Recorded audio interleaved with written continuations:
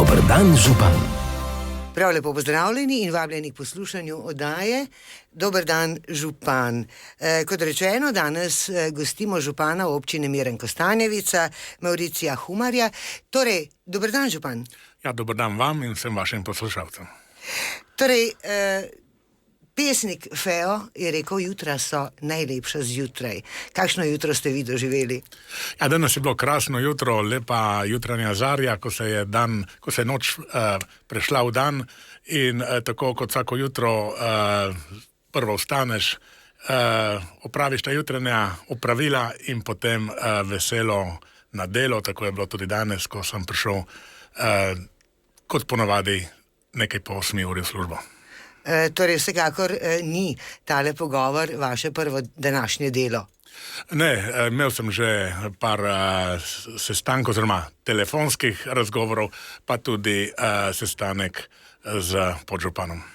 Sicer pa je seveda veseli december tudi za vas.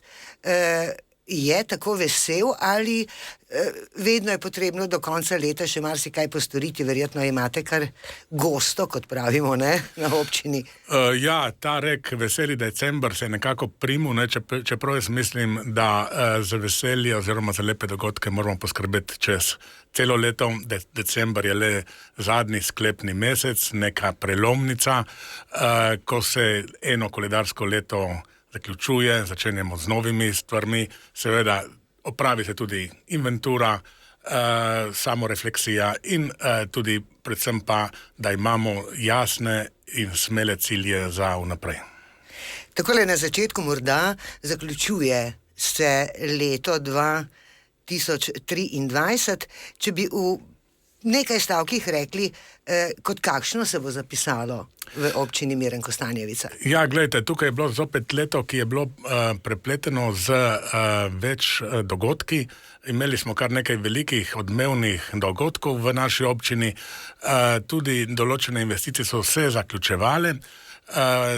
Žal pa tudi letos je nam narava ni popolnoma prizanesla, saj je v poletnih mesecih v juliju bila izredno močna toča, predvsem v nižinskem delu občine in tudi smo utrpeli oziroma so naši ljudje in njihovi objekti utrpeli kar veliko škode, tako na strehah, kakor na avtomobilih in seveda na poljih in sadovnjakih. Vsekakor dolg čas vam ni bilo, ne?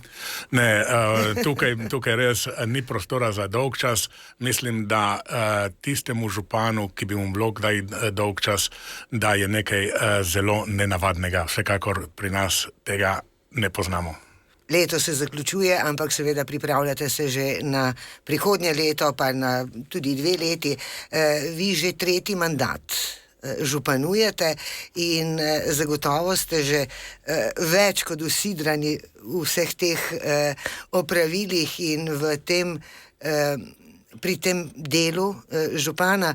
Tako da morda tako na počez, kot rečemo, za prihodnje leto vas čaka kar nekaj projektov spet in novih stvari. Ja, seveda, proračun za leto 2024 imamo že sprejet. Sprejeli smo ga letos v marcu skupaj s proračunom za leto 2023. Vsekakor sedaj bomo neke spremembe še naredili, to nas čaka v februarju in projekti, ki so zastavljeni, jih bomo nadaljevali. Če vas vprašam, gospod Humar, v kakšni kondiciji je občina? Občina je v stabilni, dobri kondiciji.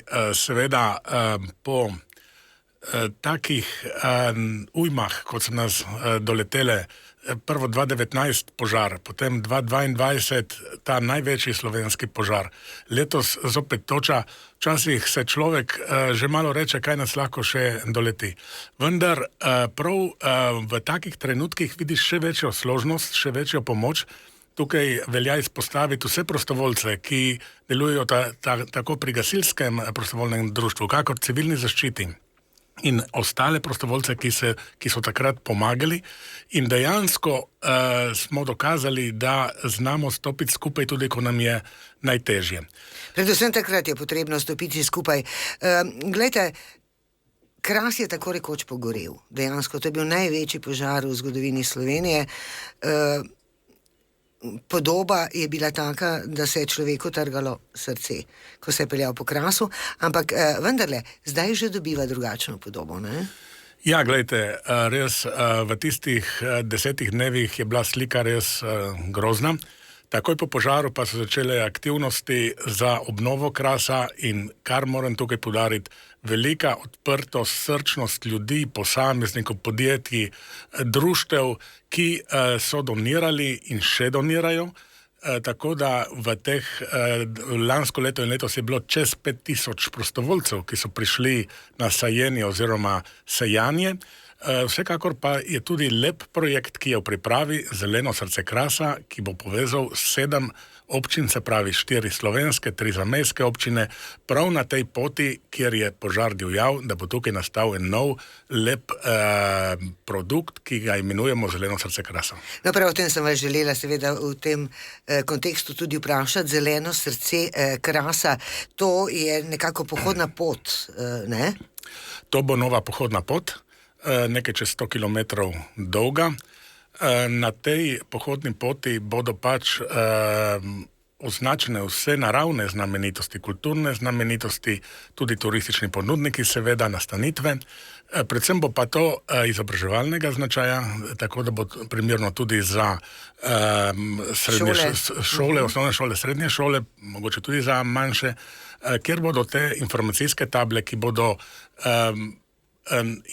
vsebinsko namenjene od varovanja pred požarom do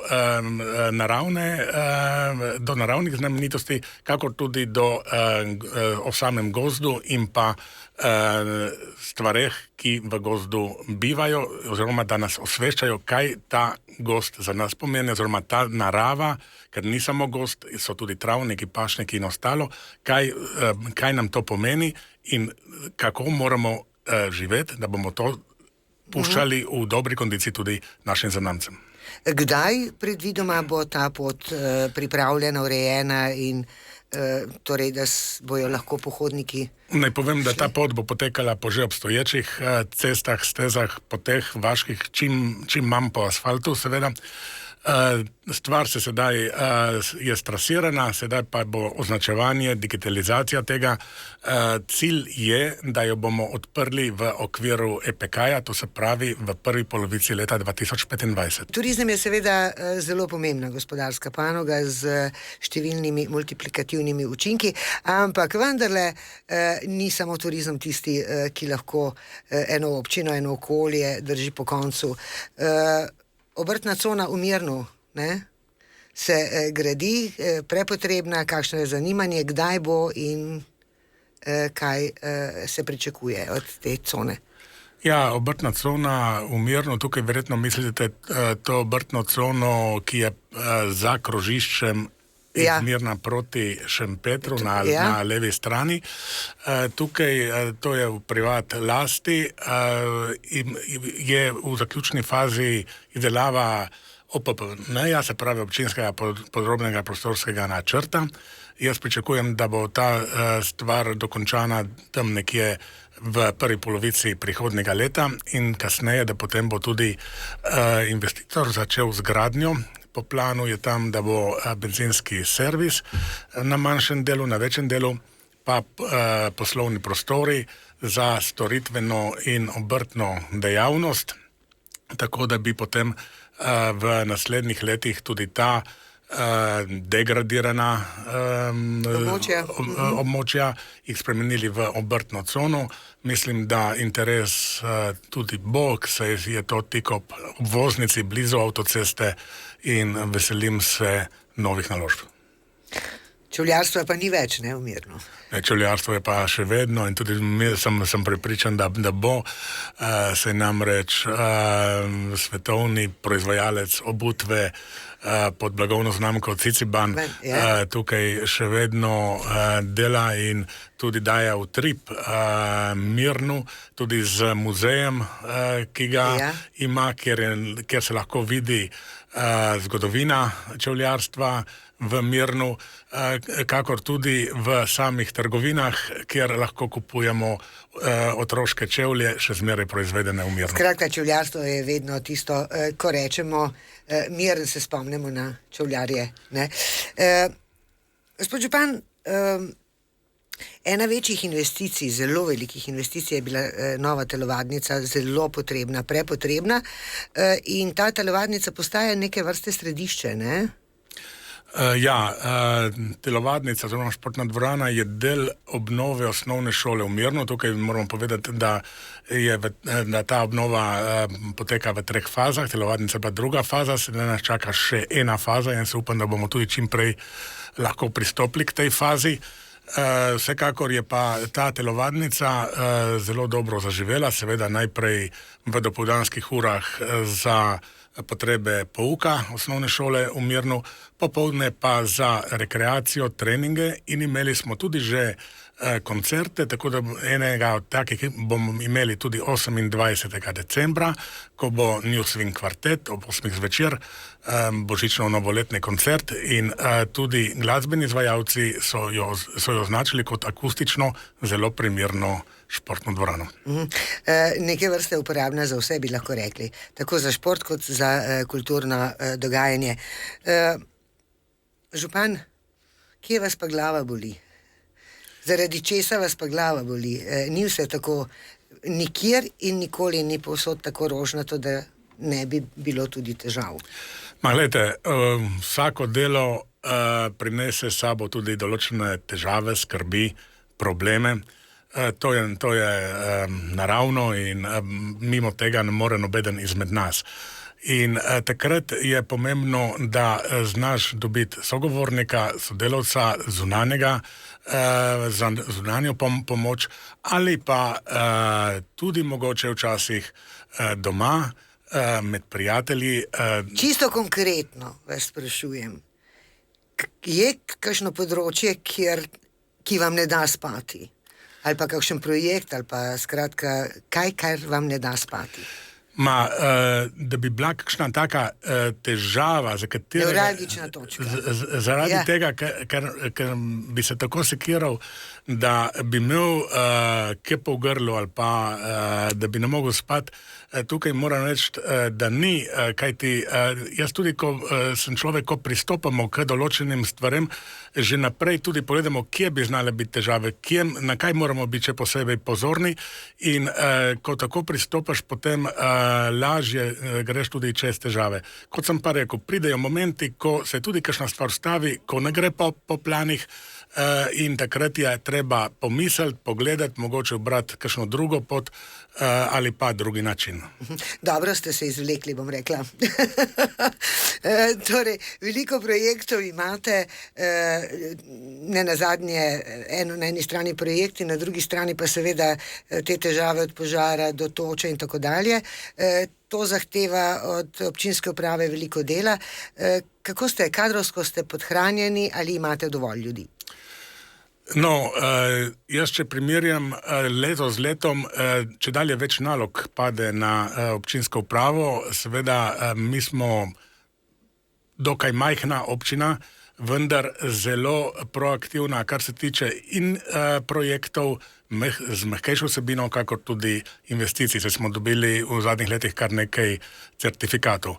Prav zaradi tega in pa seveda tudi ti požari in ostale stvari, to so stvari, katere zahtevajo od delavcev občinske uprave izredno dober tempo, intenzivno delo in vsekakor bomo tudi na kadrovskem področju, nekateri so se tudi utrudili in tudi do fluktuacije prihaja, karierne spremembe danes jih poznamo povsod, tako da bomo jih tudi pri nas nekoliko občutili. Prepričan sem pa, da bomo tudi z novo ekipo in z novimi ljudmi peljali to našo zgodbo z roko v roki. Zanima jih, kako je s protipoplavno zaščito v Mirnu za območje v centru in sicer od mosta pri trgovini in do novega mosta pri občini. Kdaj bo tudi ta del Mirna na vrsti, sprašujejo, da se osvobodi, kot so zapisali, nenehne grožnje poplavljanja reke Vipave. Ja, vsekakor, to je velika skrb za vse skupaj, posebno pa za tiste prebivalce, ki živijo na tem delu Mirna. država izdeluje hidravlično-hidrološko študijo, katera ne bi bila končana že v tem letu, sedaj pa je prolongiran termin, se pravi do polovice naslednjega leta. Ta študija bo tudi pokazala primerne ukrepe, med katerimi morajo biti tudi ukrepi za zaščito tega dela Mirna. Saj vemo, da pobuda o prelivnem kanalu je še vedno aktivna, vendar zaenkrat moramo počakati, da bo ta študija končana in s tem tudi primerne ukrepe. Kdaj je mogoče lahko reči? Ja, tukaj seveda to bo investicija države, tukaj ni občinska investicija in čim bodo ti ukrepi enkrat znani, bomo seveda se z državo tudi dogovarjali, da bo to čim prej. Vemo namreč, da letos gre precej v področja, ker so bila poplavljena, vendar zaradi tega ne bomo zmanjšali intenzitete dogovorov tudi za rešitev poplavne varnosti v celi občini, ne samo v Mirnu, tudi v Biljah, Vrtočah, Orehovljah, tako da bomo čim prej z državo skušali zagotoviti poplavno varnost vsakemu občanu. Poslušalca Aleksa zanima, kdaj se bo začela izgradnja manjkajoče kanalizacije v Biljah in kdaj se bo zgradil povezovalni fekalni vod od Bilj do centralne čistilne naprave v Vrtojbi.